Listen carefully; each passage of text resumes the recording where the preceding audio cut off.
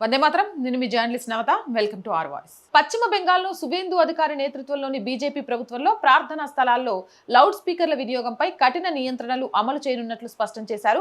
పరిపాలనా సమావేశంలో పోలీసు అధికారులతో మాట్లాడిన ఆయన ఏ మతపరమైన ప్రదేశమైనా ప్రభుత్వం నిర్ణయించిన శబ్ద పరిమితులను తప్పనిసరిగా పాటించాల్సిందేనని ఆదేశించారు. సాధారణ ప్రజల శాంతి, విద్యార్థుల చదువులు, వృద్ధులు ఆరోగ్యాన్ని దృష్టిలో పెట్టుకుని శబ్ద కాలుష్యాన్ని నియంత్రించడం అత్యవసరమని ఆయన పేర్కొన్నారు. మత స్వేచ్ఛకు పూర్తి గౌరవం ఉంటుందని, అయితే ప్రజలకు ఇబ్బంది కలిగించే విధంగా అధిక శబ్దంతో లౌడ్ స్పీకర్లు వినిపించడం అనుమతించబోమని స్పష్టం చేశారు.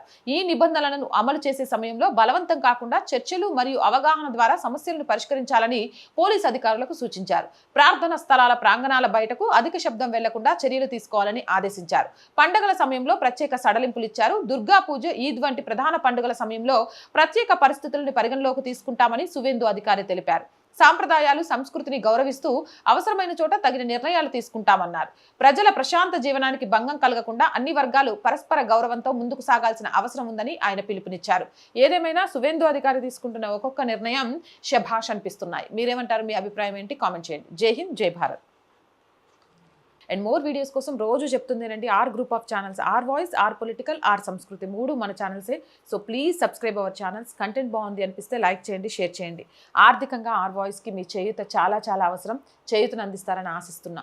ఆ చేయూతను అందించాలి అంటే సబ్స్క్రిప్షన్ పక్కనే జాయిన్ అనే బటన్ ఉంది. 1 to 5 లెవెల్స్ ఉన్నాయి. ఏదో ఒక లెవెల్లో సపోర్ట్ చేయండి. లేదా స్క్రీన్ మీద గూగుల్ పే, ఫోన్పేతో పాటు అకౌంట్ డీటెయిల్స్ ఉన్నాయి. మీకు తోచిన సహాయాన్ని అందించండి. వ్యాపార ప్రకటనల కోసం 8328500576 నెంబర్ని సంప్రదించండి.